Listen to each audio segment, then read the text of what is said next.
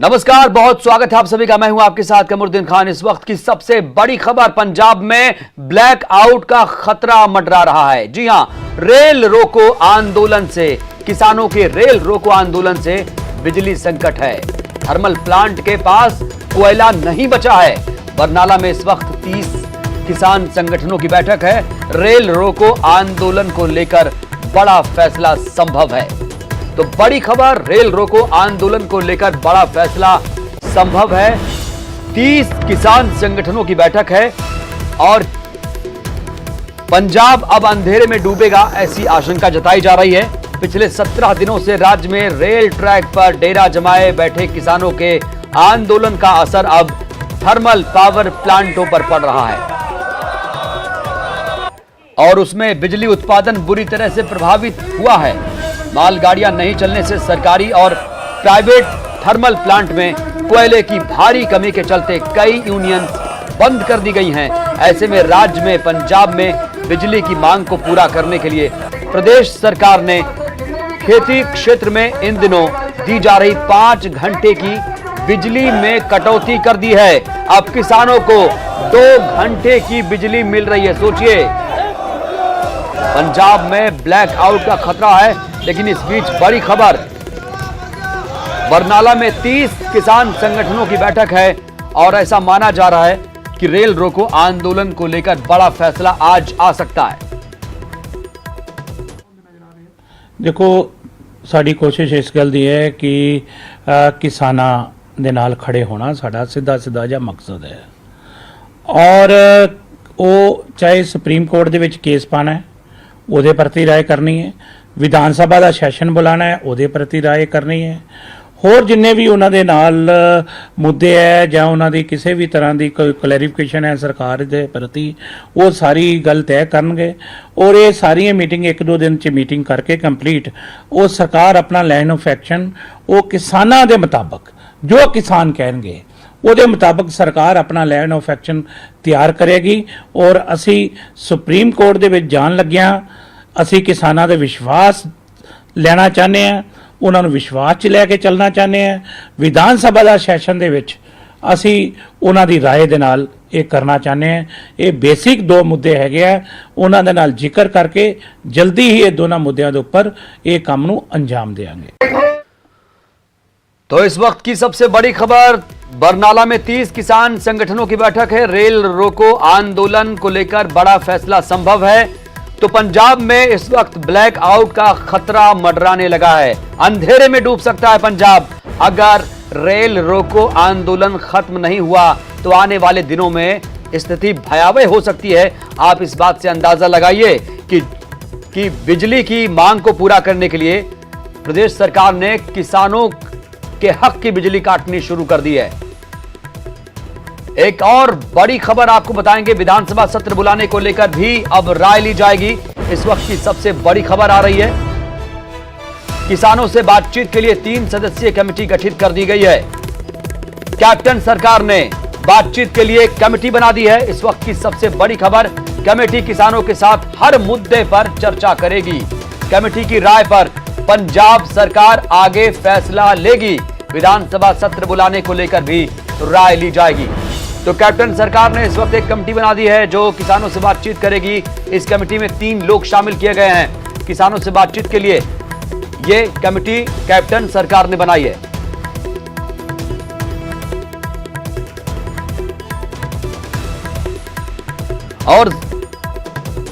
और इस वक्त कांग्रेस विधायक हमारे साथ राजकुमार वेरका साहब जुड़े हैं।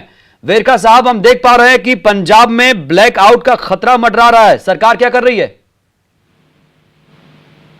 देखिए, तो किसानों की तकलीफ है और किसान जानबूझकर ये सड़कों पे नहीं, अपने बाल बच्चों को छोड़ करके सड़कों पे जिस तरह से जिंदगी व्यतीत कर रहे हैं, ये तर्क के योग्य है। हमने किसानों से अपील की है, मुख्यमंत्री जी ने खुद अपील की है कि अगर पंजाब के सभी लोग आपकी तकलीफ को समझते हैं, किसानों की तकलीफ को समझते हैं, तो किसानों को भी पंजाब के लोगों की तकलीफ को समझना चाहिए।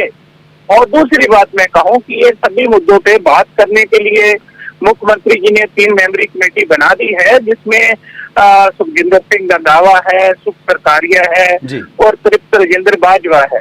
ये 3 इशू है सामने। एक तो यह है कि रेल पटरियों पे जो किसान बैठे हैं, जो वस्तुएं आने की इजाजत दें ताकि लोगों की रोजमर्रा जिंदगी में असर ना पड़े, और खास करके ब्लैकआउट होने का खतरा जो मंडरा रहा है उससे कैसे निपटा जाए, इस पे बात करेंगे।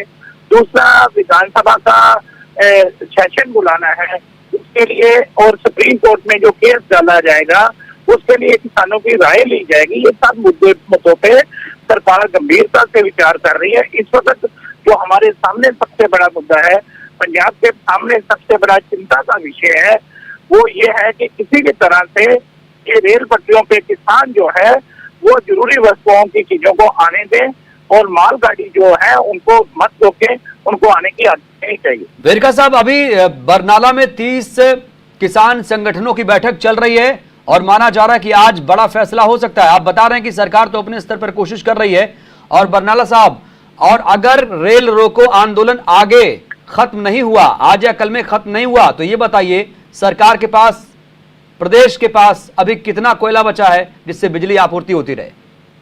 देखिए, हमारे पास अभी 3-4 दिन का कोयला है, इससे ज्यादा हमारे पास है नहीं, और 3-4 दिन में इसका कोई ना कोई सोल्यूशन निकालना ही पड़ेगा।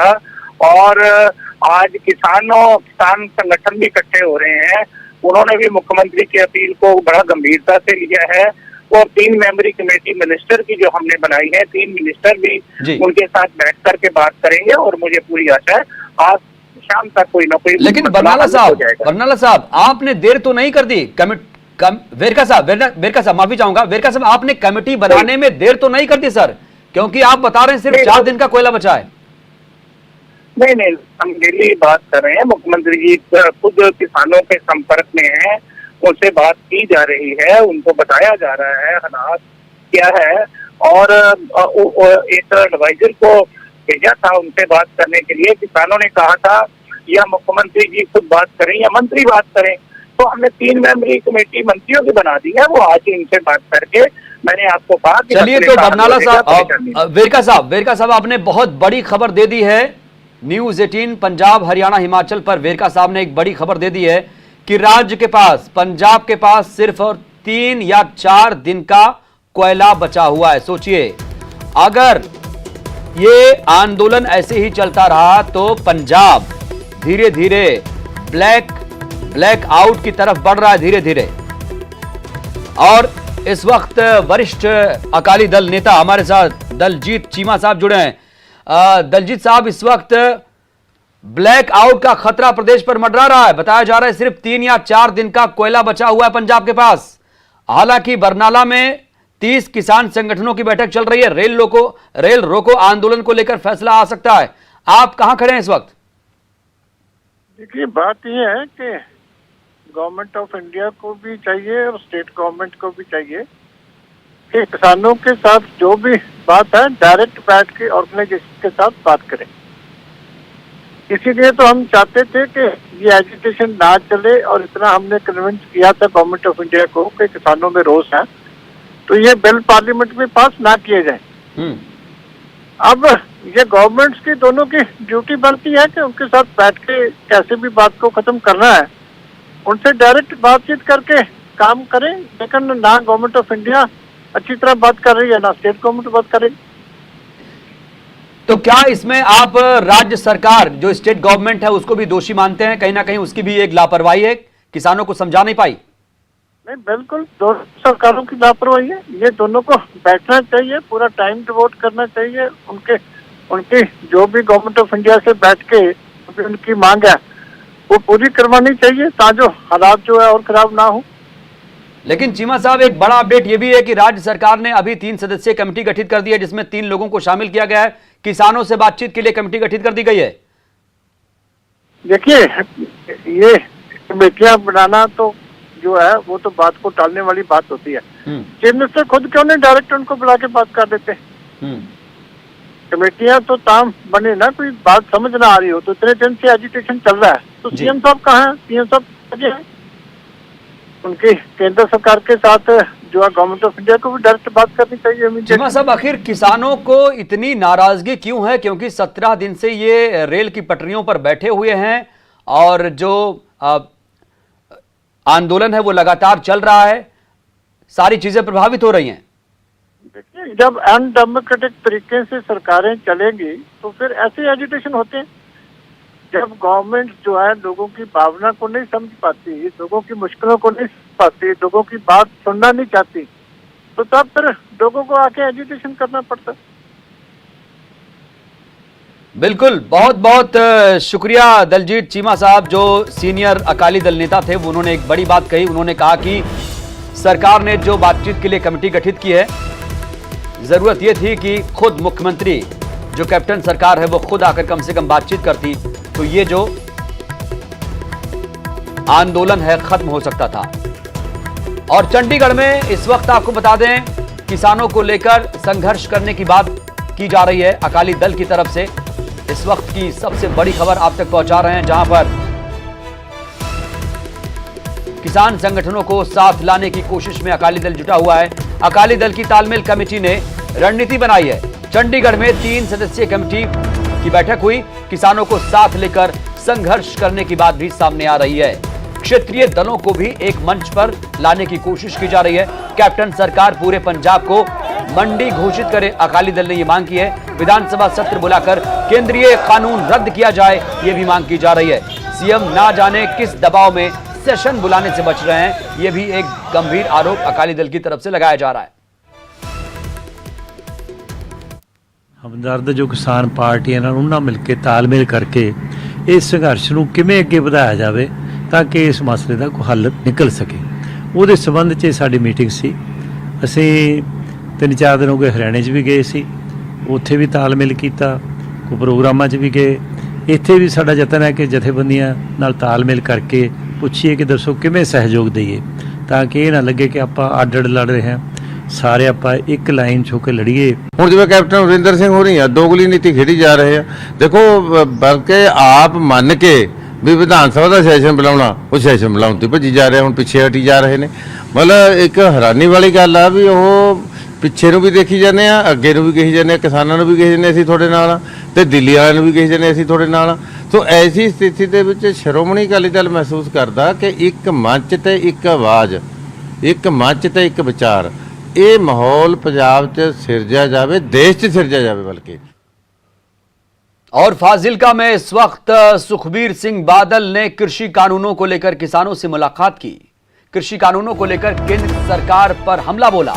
एमएसपी पर खरीद नहीं हो रही है, यह भी बड़ा आरोप लगाया जा रहा है सुखबीर सिंह बादल की तरफ से। कपास की सरकारी खरीद में देरी पर सवाल खड़े किए गए। सरकारी खरीद न होने से निजी कारोबारी लूट रहे हैं। सुखबीर सिंह बादल ने सीएम कैप्टन से कई सारे सवाल पूछे। जिम्मेदारी से क्यों भाग रही है कैप्टन सरकार, यह भी कहा।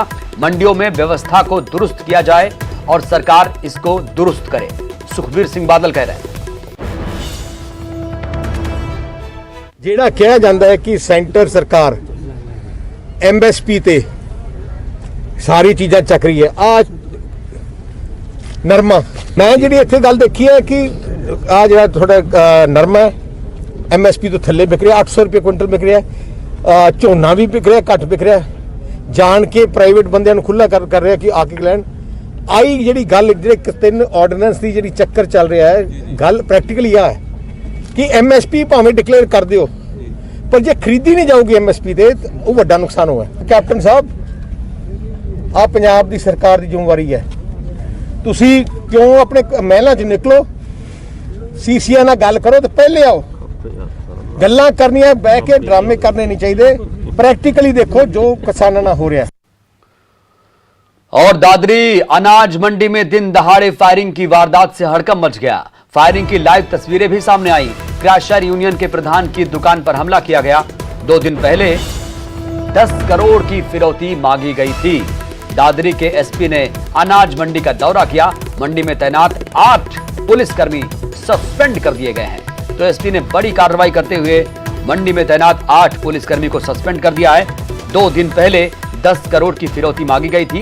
क्रैशर यूनियन के प्रधान की दुकान पर किस तरीके से हमला किया गया था, फायरिंग की ये लाइव तस्वीरें आप न्यूज 18 पंजाब हरियाणा हिमाचल पर देख रहे हैं। दादरी अनाज मंडी में दिन दहाड़े फायरिंग की वारदात सामने आई थी। ज्यादा जानकारी के साथ हमारे संवाददाता इस वक्त दादरी से जुड़ेंगे। उससे पहले आपको ये तस्वीरें दिखा दें दादरी अनाज मंडी में किस तरीके से दिन दहाड़े फायरिंग हुई थी। आप तस्वीरें देख पा रहे हैं, सीसीटीवी में आरोपी कैद हो चुके हैं। फायरिंग की ये लाइव तस्वीरें आप देख पा रहे हैं अपनी टीवी स्क्रीन पर। क्रैशर यूनियन के प्रधान की दुकान पर किस तरीके से यह हमला किया गया था। हालांकि मंडी में तैनात 8 पुलिसकर्मी को एसपी ने कार्रवाई करते हुए सस्पेंड कर दिया है। क्रैशर यूनियन के प्रधान की दुकान पर दिन दहाड़े फायरिंग की वारदात सामने आई है। 2 दिन पहले 10 करोड़ की फिरौती मांगी गई थी और जब फिरौती नहीं मिली तो आरोपी अपराधी बौखला गए और उन्होंने दिन दहाड़े फायरिंग की वारदात को अंजाम दिया। दादरी के एसपी ने अनाज मंडी का दौरा भी कर दिया है और मंडी में जो पुलिसकर्मी तैनात थे उनमें से 8 पुलिसकर्मियों को सस्पेंड कर दिया गया है। इस वक्त की सबसे बड़ी खबर आपको पहुंचा रहे हैं आप तक। 2 दिन पहले जिस तरीके से फिरौती मांगी गई थी, अब उसमें लाइव फुटेज भी उसका सामने आ चुका है। फायरिंग की वारदात किस तरीके से अपराधियों ने की।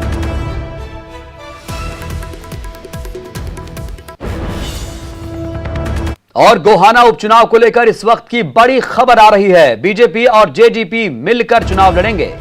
बीजेपी के निशान पर चुनाव लड़ा जाएगा। सीएम मनोहर लाल खट्टर ने कांग्रेस पर बड़ा हमला बोला। लुटेरे केवल लूट की बात करते हैं, मनोहर लाल ने कहा। 54 सालों से कांग्रेस ने बड़ौदा में कुछ नहीं किया। कृषि कानूनों पर सीएम मनोहर लाल खट्टर ने बड़ा बयान दिया। किसानों का एक एक दाना खरीदा जाएगा। पंजाब राजस्थान का कोई भी चीज नहीं खरीदेंगे। किसानों को कांग्रेस बरगला रही है, यह भी बड़ा आरोप लगाया गया।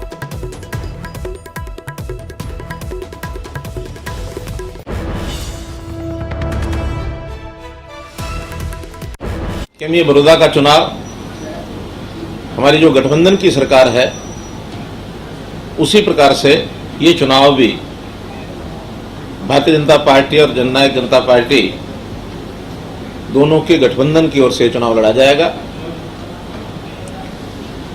चुनाव चिन्ह उसमें भारतीय जनता पार्टी का कमल का निशान होगा। लगभग 53-54 वर्ष हो गए हैं और कांग्रेस की सरकार के या कांग्रेस के ही विधायक ये सब बनते रहे हैं। अब हम जब चुनाव में जाएंगे तो निश्चित रूप से हम उनसे 54 वर्ष का हिसाब भी मांगेंगे।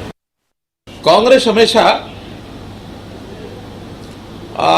एक हवा दिखाने वाली पार्टी रही है कि जैसे अभी किसानों को के 3 जो बिल बन गए हैं, ये आपका ये कर देंगे, वो कर देंगे, मंडियां खत्म हो जाएंगी, एमएसपी खत्म हो जाएगा, आपके फसल को लूट लेंगे।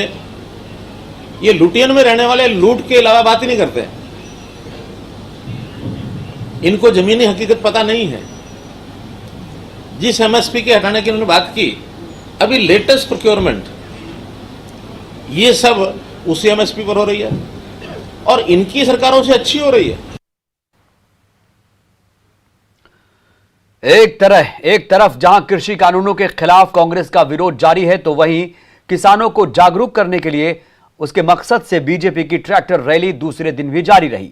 पलवल में बीजेपी की ट्रैक्टर जागरूकता रैली में विधायक दीपक मंगला और हथीन विधायक प्रवीण डागर समेत बीजेपी के कई नेताओं ने शिरकत की। बीजेपी विधायकों ने कहा, किसानों के हितों को ध्यान में रखते हुए कृषि कानून बनाए गए हैं। इससे जहां किसानों की आय दोगुनी होगी तो वहीं देश और प्रदेश में किसान खुशहाल होगा।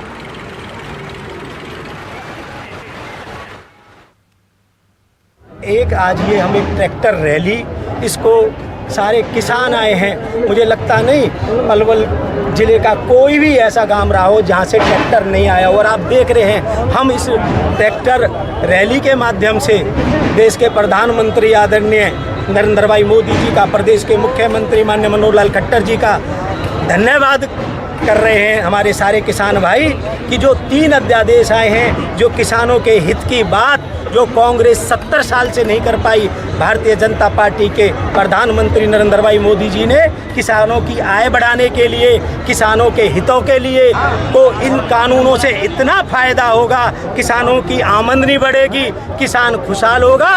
जब किसान खुशहाल होगा तो मेरा भारत देश खुशहाल होगा। पराली जलाने से जहां प्रदूषण को नुकसान पहुंच रहा है, वहीं कोरोना काल में पराली स्वास्थ्य के लिए भी हानिकारक है। लेकिन अंबाला के किसानों ने मिसाल पेश की। यहां पराली जलाने की बजाय किसान मशीन के जरिए उनके गट्ठे बना रहे हैं और उन्हें बेचकर मुनाफा भी कमा रहे हैं। इससे ना पर्यावरण को नुकसान पहुंच रहा है और ना ही पराली जलाने की नौबत आ रही है। ये जो पराली जलाने की सामाजिक बुराई मैं कहूँगा, ये भी खेती किसानी में घर कर गई। अब सरकार द्वारा भरसक प्रयत्न किए जा रहे हैं कि किस तरह से पराली जलाने की सामाजिक बुराई से निजात मिले। तो आप यहाँ आज देख सकते हैं कि कैसे बेलर के माध्यम से किसान अपनी पराली को अपने आय के साधन के रूप में विकसित करने जा रहे हैं। और इस बात में कोई शक नहीं है कि जो प्रधानमंत्री जी ने किसानों की आय दुगनी करने का सपना देखा है, वो कहीं ना कहीं इन्हीं साधनों को आय के रूप में परिवर्तित करने पर साकार सिद्ध होगा।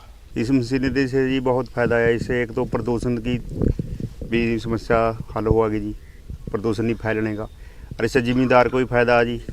जैसे पहले खेत नहीं बह सका थे, ये आराम से खेती बाड़ी बह सका जी। कुरुक्षेत्र के शाहाबाद मारकंडा में हत्या का मामला सामने आया। महज 6 घंटे में ही पुलिस ने कार्रवाई करते हुए आरोपी को गिरफ्तार कर लिया। रंजिश में अपने ही रिश्तेदार को मौत के घाट उतारा। सीसीटीवी में मारपीट की वारदात भी कैद हुई थी। तस्वीरें आप देख पा रहे हैं। पहले दोनों ने शराब पी, खूब शराब पी, फिर उसके बाद रंजिश में हत्या कर दी।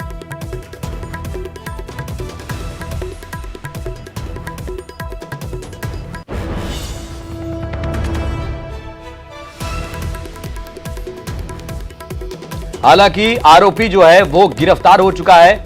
6 घंटे में ही सलाखों के पीछे पहुंच चुका है कातिल। गिरफ्तार कर लिया और इसमें सबसे जो है, अगर हम अचीवमेंट की बात करें तो 6 घंटे में से ट्रेस आउट कर लिया है। और ये CIA 2 ने हमारी ये ट्रेस आउट किया है और इसके इंचार्ज हैं मलकीत सिंह। और इन्होंने जो हमें बताया है कि इनका आपस में जो है झगड़ा था और किसी रंजिशबाजी में ही उसकी हत्या हुई है। और उस व्यक्ति से पहले वो मिला था, उसी दिन ही वो 24 आवर्स इकट्ठे भी रहे हैं और उसी ने उसकी हत्या की है।